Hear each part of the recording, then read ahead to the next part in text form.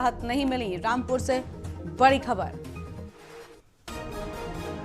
रामपुर से बड़ी खबर, जहां पर आजम खान राहत की उम्मीद लगाकर बैठे थे, लेकिन हेट स्पीच मामले में सेशन कोर्ट का फैसला आया और सेशन कोर्ट से आजम खान को किसी तरह की कोई राहत नहीं मिली है। और इसी खबर पर हमारे साथ हमारे संवाददाता फरमान अब्बास लाइव जुड़ चुके। फरमान, आजम खान राहत की उम्मीद लगाकर बैठे थे, लेकिन सेशन कोर्ट से कोई राहत नहीं मिली आजम खान को।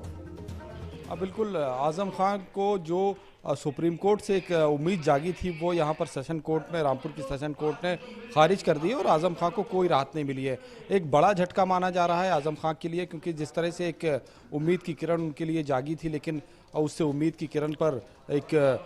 पानी फेर दिया है। जो सेशन कोर्ट है वहाँ से उनको राहत नहीं मिल पाई है और राहत ना मिलने के बाद सबसे अहम बात यह भी है कि अब उनकी जो विधायकी है वो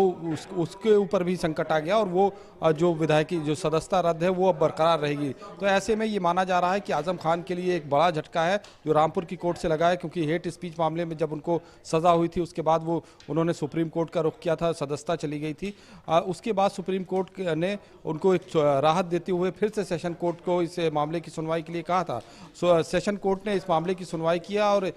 इनकी सदस्यता रद्द के मामले पर स्टे देने से इनकार किया है और सीधे तौर पर ये कहा जाए कि अब आजम खान को ये निचली अदालत से एक बड़ा झटका लगा है। बिल्कुल, देखिए बड़ा झटका है, क्योंकि सुप्रीम कोर्ट के दखल देने के बाद कहीं ना कहीं आजम खान एक उम्मीद की आस के साथ यहां पर थे कि उनको राहत मिल सकती है। जो विधायकी जाने की बात थी उस पर भी उनको थोड़ी सी आस लगी थी, लेकिन अब तो कहा जा रहा है कि बिल्कुल कंफर्म माना जा रहा है।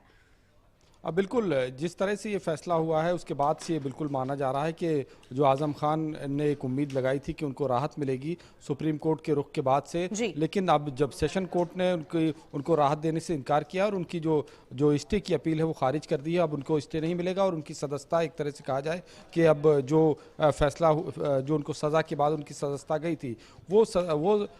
उस फैसले को बरकरार रखा गया और स्टे देने से इनकार किया है। तो सीधे तौर पर ये आजम खान के लिए झटका है और अब आजम खान का अगला कदम क्या होता है ये देखने वाली बात होगी, लेकिन फिलहाल ये उनके लिए एक बुरी खबर है और उनको जो निचली अदालत है उससे एक बड़ा झटका लगा है। बिल्कुल, देखिए ये झटका बड़ा है, लेकिन फरमान इसके पहले यहाँ पर साफ तौर पर सुप्रीम कोर्ट ने इलेक्शन कमीशन से भी कहा था कि क्या कुछ हो सकता है, क्या तारीखों को रोका जा सकता है। तो इलेक्शन कमीशन के वकील अरविंद दत्तार उन्होंने बिल्कुल साफ कर दिया था कि संवैधानिक कारणों के चलते भी ऐसा नहीं किया जा सकता और अब तो सेशन कोर्ट से भी राहत नहीं मिली है। तो सबके क्या असर होंगे आजम खान पर? देखिए, सबसे अहम बात यह है कि जो आजम खान के जो वकीलों की दलील थी उन दलील से कोर्ट संतुष्ट नहीं हुआ है। शायद यही वजह रही है कि उनको कोर्ट से राहत नहीं मिली, निचली अदालत से उनको राहत नहीं मिल सकी है, क्योंकि वकीलों ने जो दलील दी थी कोर्ट उनकी दलीलों से सहमत नहीं हुआ है, उनकी दलीलों से आश्वस्त नहीं हुआ है। यही वजह रही कि निचली अदालत ने उनकी जो स्टे की अपील है उसको खारिज कर दिया है। सुप्रीम कोर्ट से जो उनको एक राहत मिली थी उस राहत के बाद सुप्रीम कोर्ट ने सीधे तौर पर ये कहा था कि निचली अदालत में उनको सुना जाए और उस अदालत ने सुनवाई के बाद अब उनकी जो स्टे की अपील है उसको खारिज कर दिया है। अब देखना ये होगा कि आजम खान के सामने कौन से रास्ते बचे हैं, क्या आजम खान के सामने अभी भी कोई रास्ता बचा हुआ है। इसके जो सोर्सेज हैं, जो उनके जो नज़दीकी लोग हैं, उनसे जब हमारी बातचीत हुई तो उनका कहना है कि अब लीगल एडवाइस ली जाएगी, जो उनकी वकीलों की टीम है उससे बात करेंगे और उसके बाद ये फैसला किया जाएगा कि अब आगे क्या करना है। लेकिन ये एक बड़ा झटका माना जा रहा है। आजम खान की जो दिक्कतें हैं वो कम होती हुई नज़र नहीं आ रही हैं, क्योंकि जो एक थोड़ा सा राहत उनको सुप्रीम कोर्ट से मिली थी वो राहत भी अब ख़त्म हुई है और जो निचली अदालत है उसने उनकी अपील को खारिज कर दिया है। बिल्कुल, देखिए अपील तो खारिज हो गई है और साथ ही साथ किसी तरह के सेशन कोर्ट से कोई राहत भी नहीं मिली। आपने भी कहा कि लीगल एडवाइस लेने की बात कही गई है। क्या लगता है फरमान, क्या कोई कानूनी दांवपेच खेलकर या कोई कानूनी सलाह के बाद अगला कदम क्या कुछ उठाया जा सकता है आजम खान की ओर से ताकि उनको राहत मिल सके? हालांकि एक तरफ उपचुनाव की तारीखें भी आ गई हैं। देखिए, उनके सामने हालांकि एक रास्ता हाईकोर्ट जाने का बचा हुआ है, लेकिन क्या वो लीगल एडवाइस के बाद, लीगल सलाह जो अपनी जो वकीलों की उनकी टीम है उस वकीलों की टीम से बातचीत करने के बाद, उनसे लीगल सलाह लेने के बाद आगे का क्या कदम उठाते हैं, ये तो अभी सवाल बाकी है। लेकिन ये तय है कि उनकी जो मुश्किलें हैं वो कम होने का नाम नहीं ले रही हैं। जिस तरह से पिछले दिनों उनकी सदस्यता गई थी, उनको सज़ा हुई थी हेट स्पीच के मामले में और सज़ा के बाद वो सुप्रीम कोर्ट गए थे, लेकिन सबसे बड़ा झटका उनको सज़ा के वक्त वक्त लगा था, और अब ऐसे में जब सेशन कोर्ट ने उनकी अपील को खारिज किया है तो एक और बड़ा झटका माना जा रहा है कि उनको लगा है। अब इसके बाद वो लीगल एडवाइस के बाद क्या अगला कदम होता है, ये अभी वक्त के ये सवाल अभी वक्त के घेरे में है, और अब उसके बाद ही ये तय हो पाएगा कि आजम खां का अगला कदम क्या होता है। लेकिन ये बिल्कुल तय है कि एक बड़ा झटका आजम खां को ज़रूर आज लगा है। बिल्कुल, देखिए सेशन कोर्ट से राहत नहीं मिलने के बाद बहुत बड़ा झटका तो आजम खान को लग ही चुका है, लेकिन कहा तो ये जा रहा है कि एक तरफ भले ही कानूनी तौर पर वो इस लड़ाई को लड़ रहे हों और उनके मन में हो कि हो सकता है वो जीत जाए, लेकिन दूसरी ओर रामपुर में आजम खान अगर नहीं होते हैं तो प्रत्याशी कौन सा होगा, इसको लेकर भी मंथन शुरू हो गया है और कहा जा रहा है कि आजम खान की बहू का ही नाम सामने आ रहा है।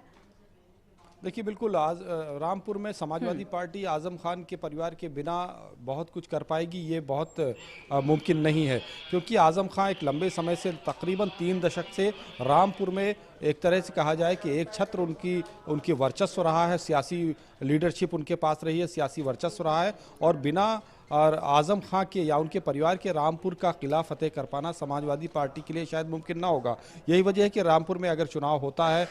उपचुनाव होता है, आजम खां की जो सीट रिक्त हुई है उस पर उम्मीदवार कौन होगा, सबसे बड़ा सवाल ये है। अब ऐसे में समाजवादी पार्टी में भी मंथन शुरू हो गया है, उनके परिवार के ही किसी सदस्य को लड़ाने की बात चल रही है, तो ऐसे में अब कौन उम्मीदवार होगा इसके भी कयास लगाए जाने शुरू हो गए हैं। लेकिन ये बात तय मानी जा रही है समाजवादी पार्टी की तरफ से कि उम्मीदवार जो भी होगा वो कहीं ना कहीं या तो आजम का करीबी होगा या फिर उनके परिवार का ही सदस्य होगा। बिल्कुल, यानी ये तो बिल्कुल साफ हो गया कि आजम खान जिसे चाहेंगे रामपुर से प्रत्याशी उसे ही बनाया जाएगा। हालांकि आज मैनपुरी पर समाजवादी पार्टी ने अपने प्रत्याशी का ऐलान कर दिया, लेकिन रामपुर को लेकर अभी भी संशय जो है वो बना हुआ था, क्योंकि सेशन कोर्ट में सुनवाई थी, आज के फैसले का इंतजार था और आज का फैसले से काफी उम्मीद भी समाजवादी पार्टी और आजम खान ने लगा रखी थी। बिल्कुल, समाजवादी पार्टी को भी उम्मीद थी कि उनको आजम खां को आज कुछ ना कुछ राहत ज़रूर मिल सकती है, ऐसे इम्कान लगाए जा रहे थे, और आजम खां के जो नज़दीकी लोग हैं उनको भी ये उम्मीद थी कि कोर्ट की तरफ से उनको राहत मिलेगी। लेकिन उन तमाम कयासों पर विराम लगाते हुए आज जो निचली अदालत है उसने सारी चीज़ें साफ़ कर दी और उनकी जो याचिका थी उसको खारिज करते हुए उनकी जो उनके खिलाफ एक तरह से कहा जाए कि फैसला दिया, और एक बड़ा झटका आजम खां को लगा है। अब अगला कदम आजम खां का क्या होता है और समाजवादी पार्टी का अगला कदम क्या होता है, किसे उम्मीदवार बनाती है इस उपचुनाव में, ये भी देखना दिलचस्प होगा। और अब सभी की निगाहें न सिर्फ आजम खां के अगले कदम पर हैं बल्कि समाजवादी पार्टी की उम्मीदवारी पर भी अब निगाहें टिकी हुई है कि उम्मीदवार कौन होता है समाजवादी पार्टी का रामपुर के उपचुनाव में। क्या आजम खां के किसी नज़दीकी आदमी को वहाँ से उतारा जाएगा या फिर आजम खां के ही परिवार का कोई सदस्य होगा, ये सवाल है। लेकिन ये तय माना जा रहा है कि आजम खां की मर्जी के बगैर शायद समाजवादी पार्टी वहाँ पर कोई उम्मीदवार न दे। बिल्कुल, और रामपुर से हमारे साथ हमारे संवाददाता मुजस्सिम भी जुड़ चुके हैं। मुजस्सिम, फिलहाल क्या कुछ अपडेट है, क्योंकि आजम खान को सेशन कोर्ट से कहा जा रहा है किसी तरह की कोई भी राहत नहीं मिली है। जिस तरीके से आजम खान की बात करें तो आज रामपुर में जिस तरीके से सुप्रीम कोर्ट ने डायरेक्शन दिया था उसके बाद यहाँ पर फैसला आ चुका है जो आजम खान के खिलाफ है। 40 साल की लड़की क्या था तो करारा झटका लगा है, कारण साफ है कि उन्होंने 45 साल का जो अपनी परंपरागत सीट पर बहुत बड़ा जो हुकूमत की है